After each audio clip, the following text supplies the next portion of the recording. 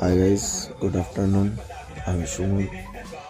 আর almost 8 থেকে 9 দিন হয়ে গেল আমি ঠিকমতো এখনও হাঁটতে পারছি না। তার কারণ হচ্ছে আমার অ্যাক্সিডেন্ট হয়েছে আমার বাইকের সাথে। তো আজকে 24 তারিখ, 1:39 বাজে। অলমোস্ট 8-9 দিন বাদ আমার এখনও আমি ঠিকভাবে রিকভার হতে পারিনি। আমার পায়ে ব্যথা আর পুরো বডি পেইন হয়ে গেছে, শীতকালের ব্যথা যেহেতু। তো এখনও ঠিকভাবে আমার বডি পেইন বলো বা হোয়াট এভার ইট ইজ, ব্যথা বা চোট ঠিকভাবে এখনো রিকভার হয়নি। বাইকের যা অবস্থা হয়েছে তোমরা দেখে নাও।